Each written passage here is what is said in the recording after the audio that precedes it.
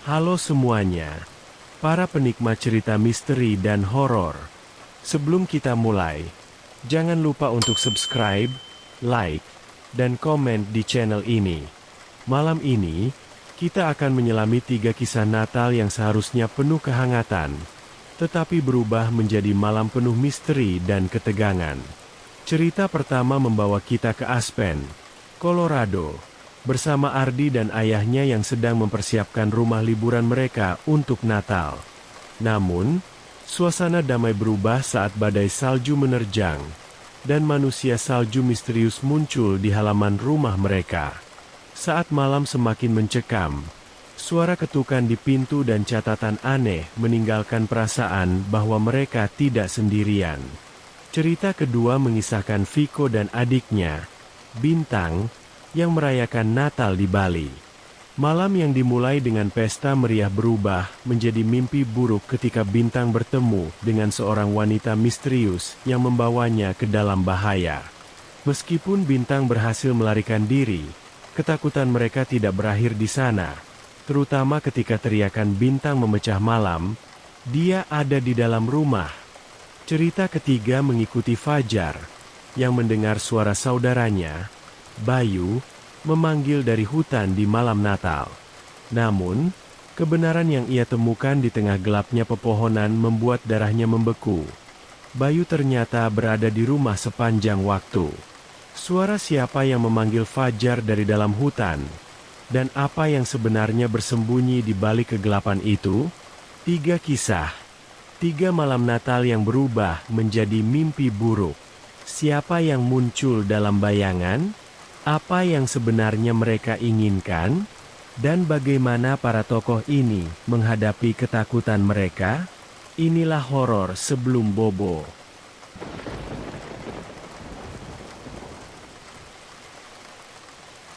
Pada suatu malam dingin di bulan Desember, tepat seminggu sebelum Natal, Ardi dan ayahnya terbang dari Indonesia ke rumah liburan mereka di Aspen, Colorado, Amerika Serikat. Rumah itu besar dan sunyi, terletak di ujung jalan yang sepi. Rumah tersebut sudah kosong selama berbulan-bulan, dan sebagian besar tetangga telah pergi untuk musim dingin, membuat suasana sekitar terasa kosong dan sedikit menyeramkan. Ibu dan adik perempuan Ardi belum bersama mereka, karena akan menyusul belakangan. Untuk saat ini, hanya Ardi dan ayahnya, Bapak Dika, yang baru saja pensiun dan ingin mempersiapkan rumah untuk Natal lebih awal. Ardi tidak keberatan ikut serta. Ia senang bisa beristirahat dari sekolah dan menikmati ketenangan. Malam itu sangat dingin, dengan angin yang menderu-deru di luar saat rumah perlahan mulai hangat. Pemanas mulai menyala, dan pipa air mengeluarkan suara aneh, seperti sedang bangun dari tidur panjang. Ardi pergi ke kamarnya, memasang PS3-nya, dan tenggelam dalam permainan video. Waktu berlalu begitu cepat, hingga ia tidak menyadari bahwa salju mulai turun di luar. Tak lama kemudian, salju berubah menjadi badai besar yang akan berlangsung selama beberapa hari. Keesokan paginya, Ardi bangun kesiangan dan berjalan ke dapur, masih mengantuk karena bermain game terlalu larut malam. Ayahnya sedang berdiri di dekat jendela, menatap keluar dengan ekspresi bingung. "Apakah kamu membuat manusia salju?" tanya ayahnya, terdengar ragu, seperti sedang mencoba memecahkan misteri. Ardi menggosok matanya dan melihat ke arah ayahnya. "Apa maksud ayah?" jawabnya, benar-benar bingung. Ayah Ardi menunjuk ke halaman belakang. Di tengah salju, ada manusia salju, tingginya sekitar 2 kaki, terbuat dari salju yang baru dipadatkan. Lengannya adalah 2 ranting bengkok yang menjulur ke atas, dan wajahnya memiliki senyuman aneh yang hampir menyeramkan. Ardi merinding. Ia tidak membuatnya. Ayahnya, yang selalu berpikir logis, berkata mungkin itu hanya lelucon dari anak-anak tetangga. Namun, Ardi tidak bisa menghilangkan perasaan bahwa ada sesuatu yang tidak beres. Malam itu, badai salju semakin parah. Angin menderu dan menghantam jendela. Ardi, yang merasa tidak nyaman, mencoba tidur. Tetapi ia tidak bisa menghilangkan perasaan aneh di dadanya. Tiba-tiba, ia mendengar suara keras menghantam jendela. Ia terdiam, jantungnya berdegup kencang. Apakah itu hanya ranting? Atau mungkin angin? Kemudian, suara benturan lain terdengar, diikuti oleh suara goresan.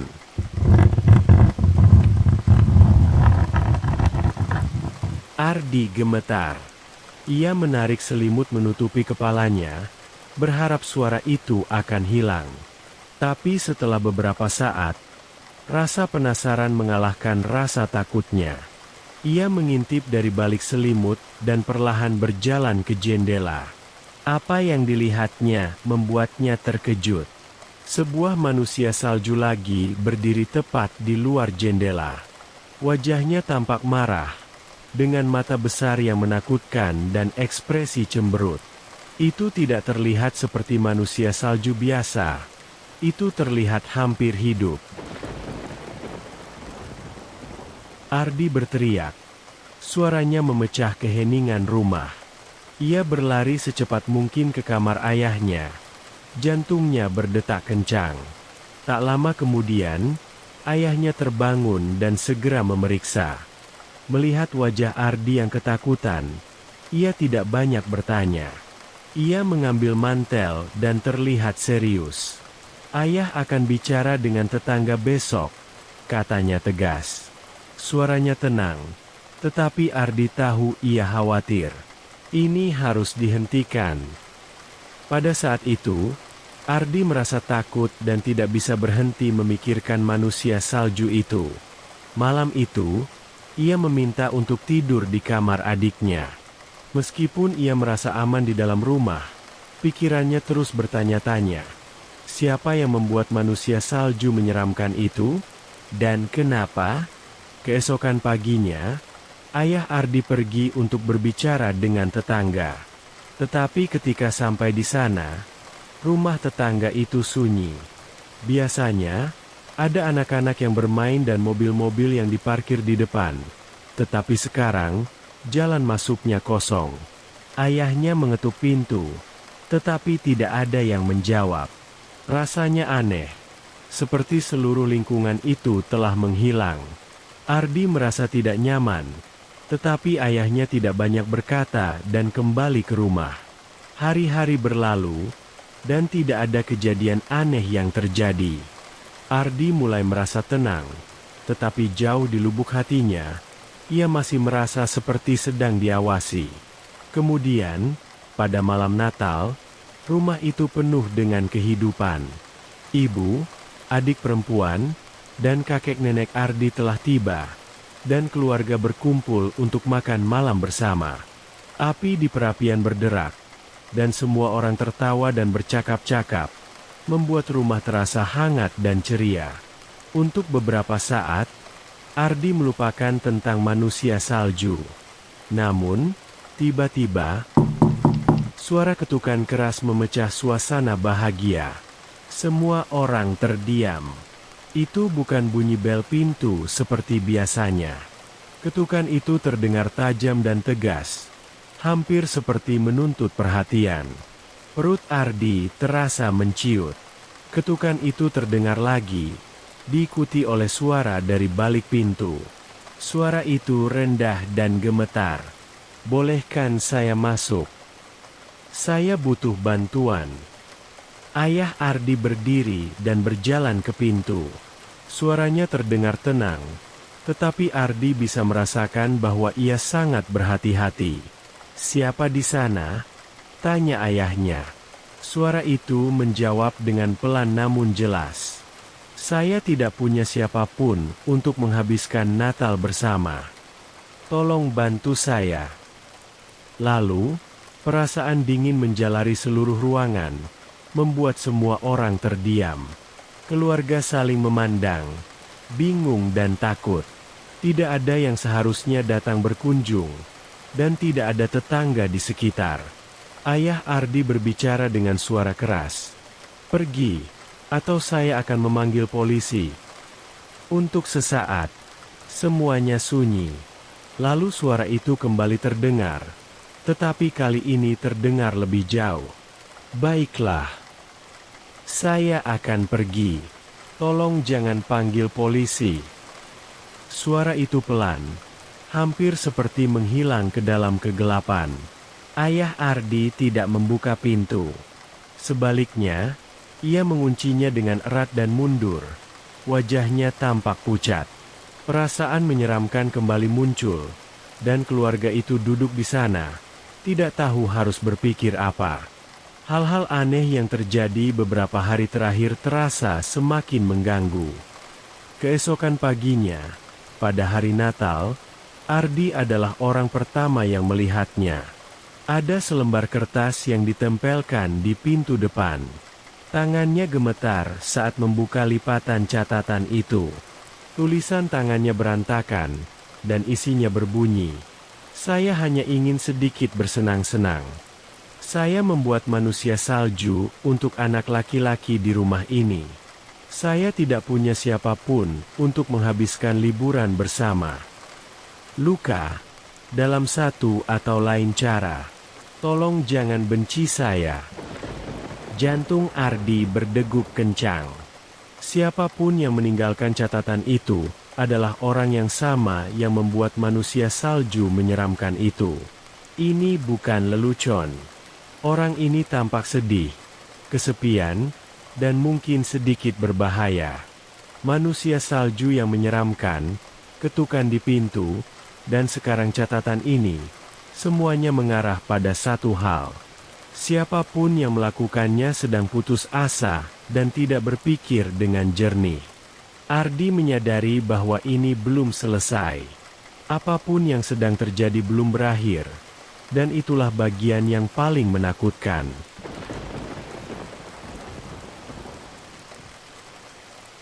Pada malam Natal tahun 2016, Viko, yang berusia 21 tahun, sedang merayakan liburan bersama keluarganya di rumah Paman Joshua di Bali. Cuaca hangat, sangat berbeda dengan suasana Natal yang dingin yang biasa dialami Viko di kampung halamannya di Batu, Malang. Bali terasa aneh untuk Natal, tetapi juga memiliki suasana yang menyenangkan. Viko dan adiknya, Bintang, yang berusia 16 tahun, sangat bersemangat untuk menghadiri pesta bertema Natal di beberapa klub. Mereka pikir itu akan menjadi cara yang sempurna untuk menghabiskan malam. Malam itu dimulai dengan harapan yang tinggi. Mereka tiba di sebuah klub mewah di Bali Beach yang dihiasi lampu Natal berkilauan. Semua orang di antrean memakai topi Santa, dan suasana terasa meriah. Namun, ketika mereka sampai di depan penjaga pintu, semuanya berubah menjadi buruk. Penjaga itu meminta Rp750.000 untuk masuk. Saat Bintang menunjukkan kartu identitas palsunya, penjaga itu langsung mengetahuinya. Malu, mereka harus pergi. Belum siap menyerah, mereka menemukan bar lain di dekatnya yang juga mengadakan pesta serupa. Kali ini, mereka berhasil masuk dengan mudah. Di dalam, tempat itu penuh dengan orang-orang yang mengenakan topi Santa. Musik berdentum keras, dan semua orang terlihat tertawa dan bersenang-senang. Awalnya, malam itu tampak berjalan sesuai rencana. Namun, seiring berjalannya malam, Viko mulai menyadari sesuatu yang aneh. Bintang sedang berbicara dengan seorang wanita yang lebih tua, mungkin berusia 40-an, yang tampak terlalu tertarik padanya. Viko mendengar sebagian percakapan mereka. Wanita itu mengatakan bahwa ia menyukai pria muda dengan kulit putih seperti Bintang. Kata-katanya membuat Viko merasa tidak nyaman. Situasinya terasa tidak benar. Tetapi Bintang terlihat menikmati perhatian itu dan tidak menyadari apapun yang aneh. Wanita tersebut mengenakan topi Santa berwarna biru dan sweater Natal yang mencolok. Dia terus berbicara dengan Bintang dan memberikan perhatian yang berlebihan. Viko, sebagai kakak yang protektif, tetap berada di dekatnya tetapi tidak menginterupsi. Sebaliknya, ia mulai berbincang dengan orang lain sambil tetap mengawasi Bintang. Setelah beberapa saat, Bintang menepuk bahu Viko dan berbisik, "Aku pergi dengan dia." Perut Viko terasa tidak nyaman, tetapi ia tidak ingin merusak malam itu. "Baiklah," katanya, memaksakan senyum. "Bersenang-senanglah." Viko melihat Bintang pergi, merasa ragu tetapi memutuskan untuk tidak terlalu memikirkannya. Ia tetap di bar sebentar lagi, lalu memesan taksi online untuk pulang. Dia berpikir Bintang akan baik-baik saja karena ini hanya satu malam, dan mereka sedang merayakan. Namun, kemudian telepon Viko berdering. Itu dari Bintang. Awalnya, panggilan itu terdengar seperti statis, seolah-olah panggilan tidak sengaja. Lalu Viko mendengar suara pria dengan nada dalam dan marah di latar belakang. Suara pria lain mulai berteriak dengan keras, tetapi Viko tidak bisa memahami apa yang mereka katakan. "Bintang?" panggil Viko. Suaranya gemetar. "Bintang, itu kamu." Tetapi sebelum dia bisa mendengar lebih banyak, panggilan itu terputus. Jantung Viko berdegup kencang. Ada yang salah. Ia terus mencoba menelepon Bintang berkali-kali, tetapi tidak ada jawaban. Akhirnya, seseorang mengangkat telepon, tetapi itu bukan Bintang. Itu adalah suara seorang pria dengan nada dalam dan dingin. "Aku menemukan telepon ini di trotoar," kata pria itu. Suaranya terdengar aneh, hampir menyeramkan. Saat itu, jantung Viko berdegup kencang. Ia mendesak untuk mengetahui siapa pria itu dan di mana Bintang berada. Pria itu tidak memberikan jawaban yang jelas, dan sambungan telepon terus terputus-putus. Kemudian, Viko mendengar suara teriakan. Itu Bintang. Suaranya penuh dengan ketakutan. "Tolong! Viko, tolong!" teriak Bintang. Sebelum Viko bisa mengatakan apa-apa, panggilan itu terputus lagi. Viko panik. Ia berteriak kepada pengemudi taksi online untuk menghentikan mobil dan mulai menelepon semua orang yang terpikir olehnya. Tetapi tidak ada yang menjawab. Rasa takut di dadanya semakin besar. Ia menoleh ke pengemudi, berbicara begitu cepat hingga sulit dipahami. "Kamu perlu menelepon polisi," kata pengemudi itu, mencoba tetap tenang meskipun ia juga tampak khawatir. Viko segera menelepon polisi dan menjelaskan semuanya. Tak lama kemudian, petugas polisi tiba di rumah pamannya. Viko membangunkan keluarganya dan menceritakan apa yang telah terjadi. Ayahnya, Viko, dan polisi bergegas menuju bar tempat Bintang terakhir kali terlihat. Saat mereka tiba, telepon Viko kembali berdering. Kali ini, itu dari Bintang. "Viko," kata Bintang dengan suara gemetar dan terengah-engah. "Aku diculik. Aku baru saja berhasil kabur. Aku pakai ponsel orang asing." Emosi Viko bercampur antara lega dan takut. Ia memberitahu ayahnya apa yang Bintang katakan, dan mereka mengikuti arahan Bintang menuju sebuah daerah hutan di Bali bagian selatan. Ketika mereka menemukan Bintang, hati Viko terasa hancur. Bintang terlihat seperti baru saja melewati mimpi buruk. Wajahnya memar dan berdarah, dengan dua mata yang lebam. Pakaiannya robek, dan semua barangnya seperti dompet, ponsel, dan kunci hilang. Jelas, Bintang telah terluka parah dan nyaris lolos. Bintang mencoba menjelaskan apa yang terjadi, berbicara dengan napas tersengal-sengal. Setelah meninggalkan bar bersama wanita itu, Bintang mengira dia naik ke dalam sebuah taksi online. Tapi ternyata bukan. Mobil itu melaju ke sebuah gang gelap. Dan begitu Bintang masuk, dua pria menyerangnya. Mereka menahannya dan mengancam akan menyakitinya jika ia membuat suara.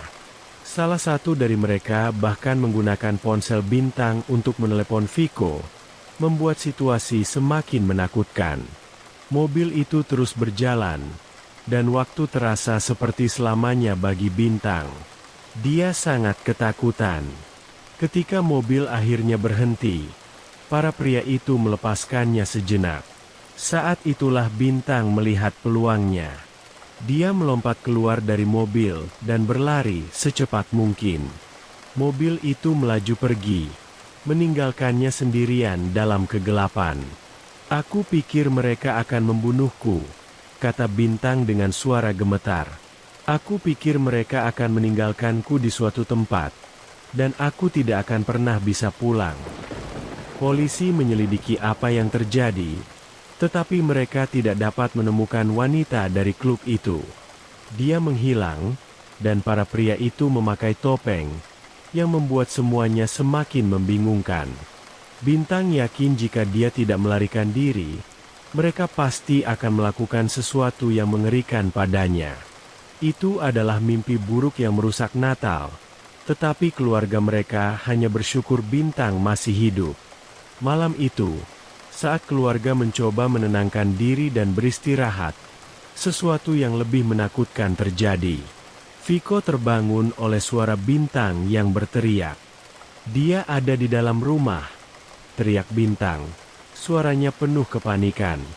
Viko bergegas ke kamar Bintang dan mengguncangnya agar terbangun. Wajah Bintang pucat, dan matanya membelalak ketakutan, seperti baru saja melihat sesuatu yang mengerikan. "Dia di sini. Wanita itu. Dia ada di dalam rumah," kata Bintang dengan suara gemetar. Dia nyaris tidak bisa mengeluarkan kata-katanya. Viko merasakan dingin menjalar di tubuhnya saat kata-kata Bintang meresap. Wanita yang sama. Senyum aneh yang sama. Perasaan takut yang sama yang telah menghantui mereka sepanjang malam. Ini belum berakhir. Sesuatu masih ada di luar sana, bersembunyi di bayang-bayang mimpi buruk Natal mereka. Viko kembali ke tempat tidurnya, tetapi tidak bisa tidur. Matanya tetap terbuka lebar, mendengarkan dengan saksama setiap suara dalam gelap. Teriakan Bintang telah memecahkan keheningan, dan sekarang rumah itu terasa berat dengan ketakutan. Apakah wanita itu benar-benar ada di sana? Akankah dia kembali? Atau apakah sesuatu yang lebih menakutkan sedang menunggu mereka? Viko tidak menutup matanya malam itu, terlalu takut pada apa yang mungkin terjadi jika dia melakukannya.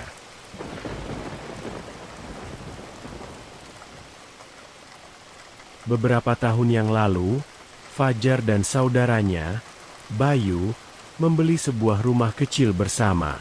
Rumah itu tidak mewah, tetapi menjadi rumah pertama mereka, dan mereka memutuskan untuk membuatnya istimewa dengan mengadakan perayaan Natal di sana. Mereka mengundang keluarga untuk berkumpul dalam suasana yang hangat dan akrab. Saat itu, orang tua mereka, paman dan bibi, sepupu, serta saudari mereka bersama suami dan dua anaknya datang.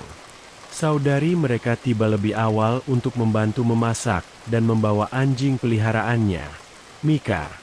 Karena rumahnya berjarak 2 jam perjalanan, saudari Fajar dan keluarganya berencana menginap semalam, sementara anggota keluarga lainnya akan pulang setelah makan malam. Malam itu dipenuhi dengan tawa, makanan enak, dan semangat Natal. Pada satu momen, seseorang membahas berita mengerikan tentang pembunuhan yang baru-baru ini ditemukan di hutan terdekat. Ibu dan saudari Fajar dengan cepat mengganti topik pembicaraan untuk menjaga suasana tetap ceria. Tetapi pikiran itu tetap membekas di benak Fajar. Setelah makan malam, semua orang pindah ke ruang tamu untuk menonton film Natal, berbincang, dan menikmati segelas anggur.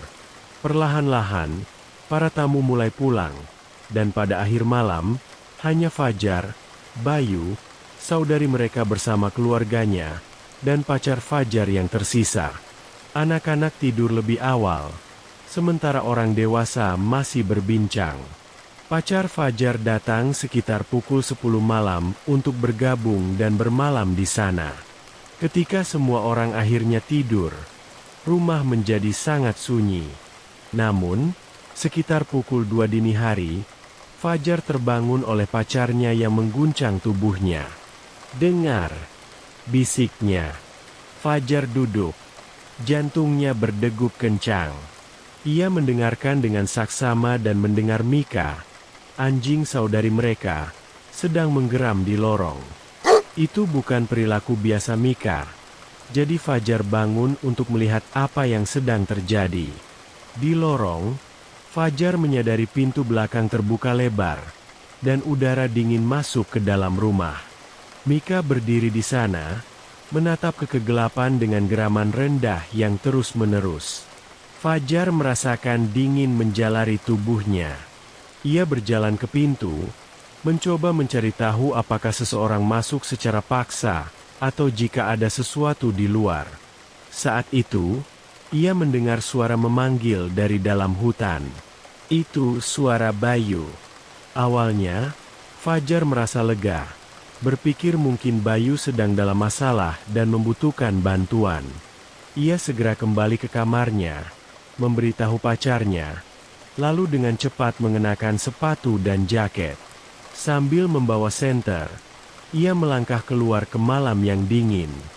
Dan di sana, terlihat jejak kaki yang menuju dari pintu belakang ke dalam hutan.